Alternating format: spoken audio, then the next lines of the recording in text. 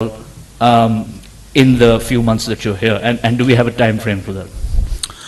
Yes, of course. For instance, in the power sector, there are a couple of discos which are on the list. And by the way, there is a broader agreement in different sections of Pakistani governance structure that certain organizations and outfits needs to be privatized. This is one. We may achieve one or two goals to do it or realize it within these 6 months. What we are trying to do over here is that we will start the ball rolling. We'll initiate that process, and the initiation of that process would be demonstrated by one or two privatization acts being realized completely, focusing and bringing more attention on the power sector. And there could be few others outside the power sectors as well. As far as the other initiatives are concerned, we are looking forward that at least one or two major areas in mines and minerals, we may realize some FDIs in that sector. And that is another area which would send a positive sentiment into the market. My question goes to the elections. I know that the ECP is the one responsible for giving us a date for whenever the elections are going to happen. Are you confident that your caretaker government is going to be here just for the 6 months that you mentioned? I have not even mentioned 6 months, but anyways. Just say 6 months in your... No, it could be. Okay. Or less than that. But you're confident that things will be on time and the limitations, etc., will be done as per the schedule put out by the ECP, and you're not concerned that things will perhaps move forward? Well, the Constitution needs to be looked holistically. You cannot do cherry picking in Constitution. And when I say holistically, all the questions raised in your question or the aspects of your question, the shades, they all are answered within Constitution. Do you, after having census, is it a requirement to do delimitation? Yes, it is. Does that delimitation has to be done by the Election Commission of Pakistan? Of course, it has to be done. For how long does that exercise take? It is anybody's guess, but I am pretty much confident that it would be within the reasonable framework of time. Could be 1 month, 1.5 months, 45 days. I cannot be prescient about the time frame that it has to be exact in terms of hours and seconds. But yes, I do have an approximate sense, and I'm quite sure and comfortable that it would appear and it would look and it would happen in a relatively normal frame of time. As a follow-up question, when do you anticipate we will find out whether the PTI will be able to run in those elections? And what are your considerations about the importance of allowing them to run or not to run? I don't have any sort of confusion or qualms on any political party, including PTI, that they would be part of the electoral process. They are registered political party with the Election Commission of Pakistan. They are constitutionally entitled to field their candidatures in different constituencies.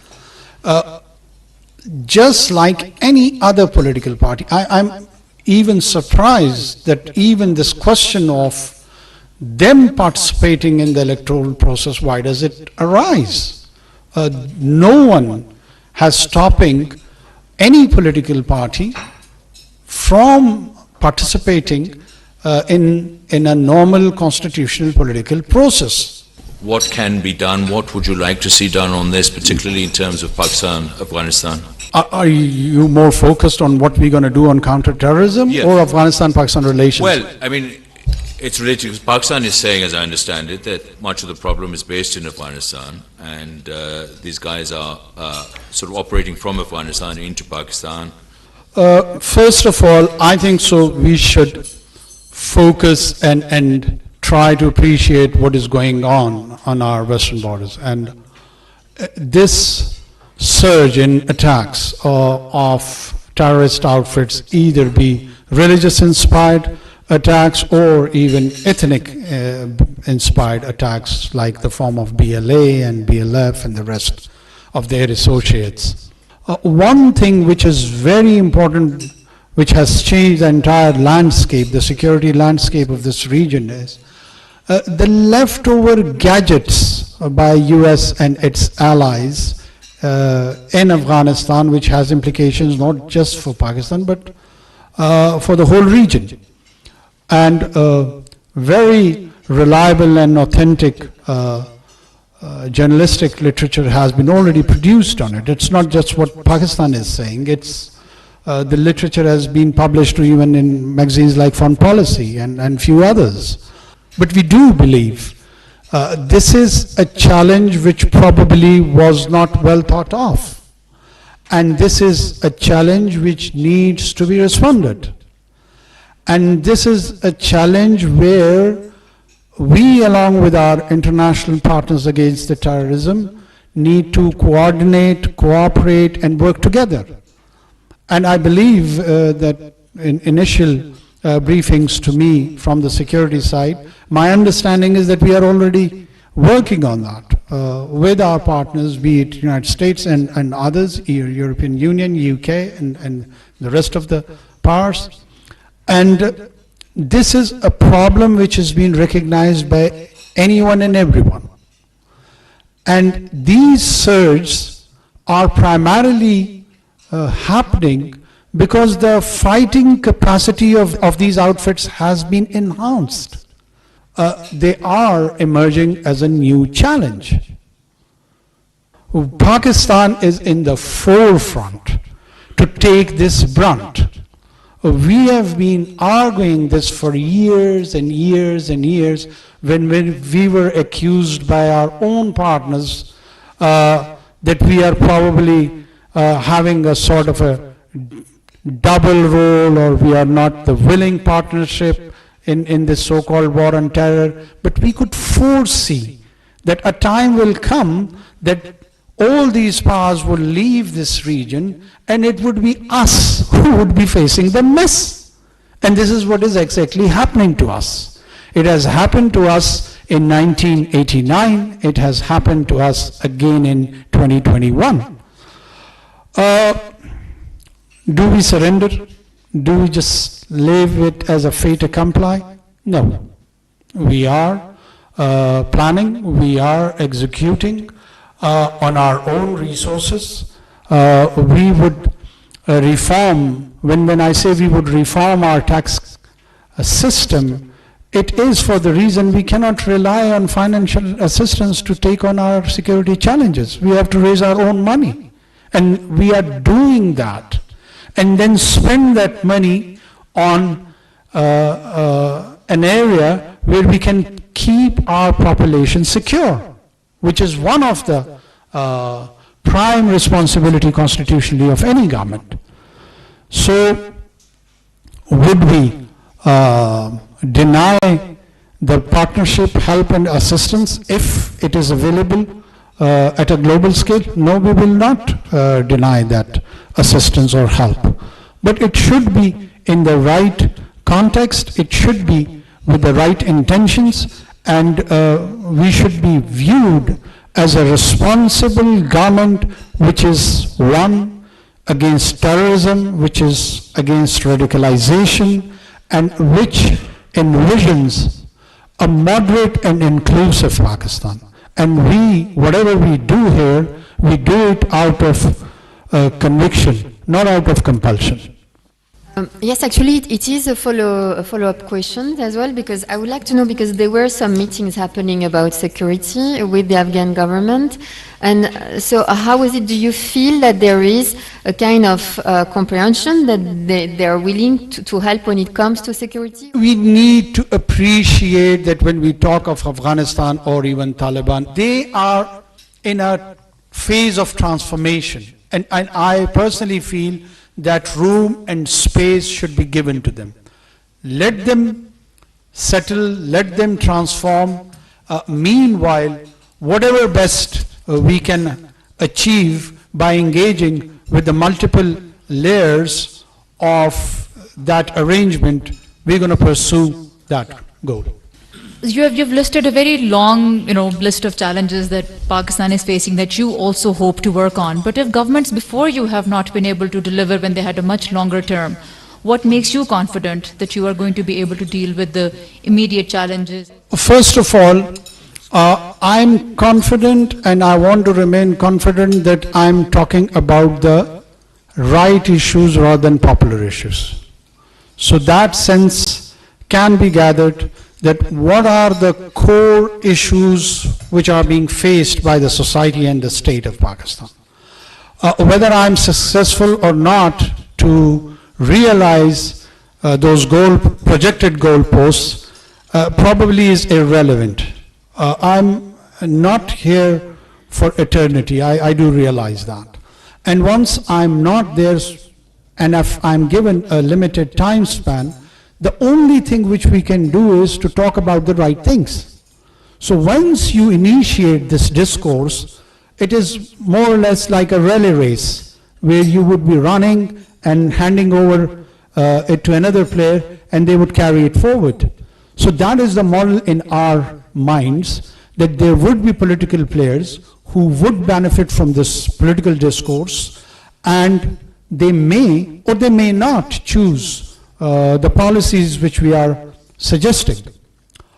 But at least this span gives us an opportunity to generate a healthy discourse which we feel is deficient in our polity. Military is providing all the inputs which we are asking them. They are not overstepping even in the slightest manner. There is no sense where I feel that my government is being dictated. Yes, in a couple of areas, particularly security, and some initiative on the economic front. We are working together, we have coalesced, and that is a partnership which is based on willingness. And both the sides, on mutually dignified and mutual respected manner, are communicating with each other. And we do understand, for instance, there was a crisis on Battagram, where few of our children were stuck. At that moment, this thought came to my mind that the provincial disaster management ideally should have been there to rescue those children. So if I wanted to exercise this civil-military imbalance relationship and apply it in its spirit, I would have lost those 9 children. So the choice was with me, that do I approach military to rescue my 9 children, or entangle myself in this debate that it would look like as they are overstepping in our governance. So I chose the latter and saved those 9 children. Unfortunately, by design or by default, some of our organizational capacity in terms of governance has compromised themselves, and in that service delivery vacuum, we have to rely on the military institution. So everyone who's interested that they should stop delivering and playing that role, the solution-based approach or the answer lies the enhancement of those organizations and their service delivery. If you do not do that, if you do not focus on performance, we're going to be with this arrangement for next couple of centuries. I have two questions. If we can go back to talking about the crisis with electricity bills. So given the fact that your government has a limited amount of time, one of the things that you could do, in fact there's a growing demand of calling the IPPs to the table and renegotiating the agreements. So is that something specifically that your government is considering? Will you be renegotiating the contracts? As far as the IPP and our mandate with them, contractual obligations are concerned, the good news is we are discussing it, and we are discussing it thoroughly. How much we have discussed, what we have discussed, we will not bring it into the public domain. We are on a course where we feel that we should find some sort of resolution as everyone feels that they are uneven contracts. Having said this, it should just be enough for the moment that we are in the process. Follow-up question, if I may. Please. This is about the Army Chiefs meeting with business leaders a few days ago. I think it was yesterday. So the reports are that he talked about getting 25 billion from the Saudis, and I believe 25 billion from the UAE as well. Is there a time frame for this? Is there more that you can tell us about this, specifically about this coming from the Saudis and the UAE? And if this 25 billion figure is something you can confirm? Thank you. I do confirm, and in a follow-up of explanation, I would attempt that this is spread probably between 2 to 4 or 5 years. And in this span of time, these projects are to the tune of this amount would be realized, and it is in different sectors, particularly mines and minerals, agriculture, and IT sector. Question is, you mentioned that the most meetings you've had is on the energy sector. So you may have an idea that Pakistan needs to raise gas prices, and there needs to be a quarterly adjustment in the power tariff as well. Are you committed to increasing them? All these decisions or the specifics would be done once we have the relevant input of the experts, and accordingly it would be announced and it would be known. My question is about the China-Pakistan Economic Corridor. Actually, we know that the outgoing former government have already held a celebration of the CPEC's 10th anniversary.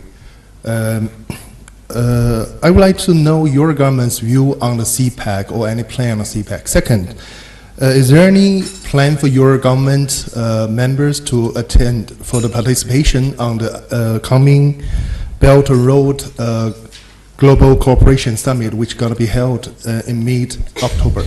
Well, there is no question of not participation of Pakistan on Belt and Road Initiative, be any event which is organized by China. I mean, everyone knows that we have a deep-rooted relationship with China without placement of any incumbency. It is irrelevant in Pakistan who's on this chair.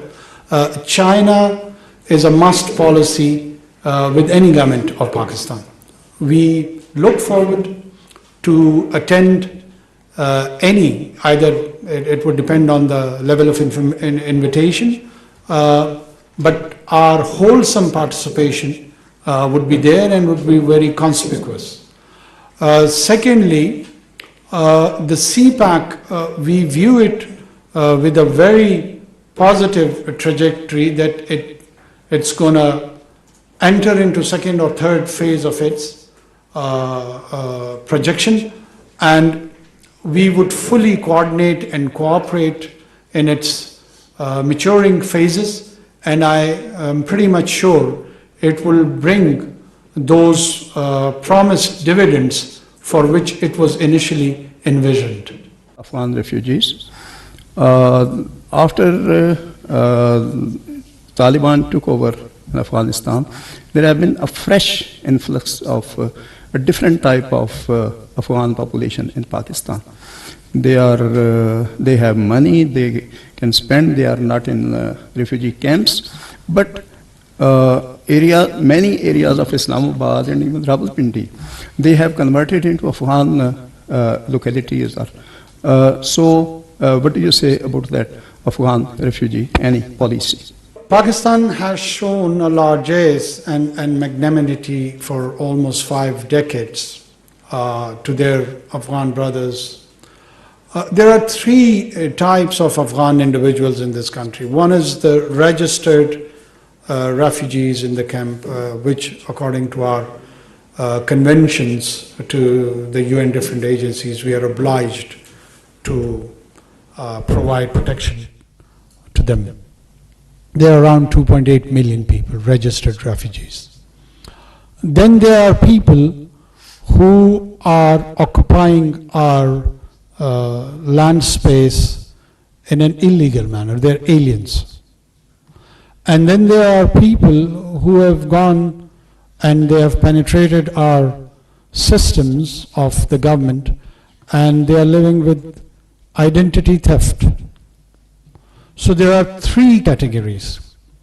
Government is planning with all the relevant stakeholders, and we are coming up with a policy to this challenge and issue because it's directly now linked to the kind of new emerging threats which we are facing on the count of terrorism.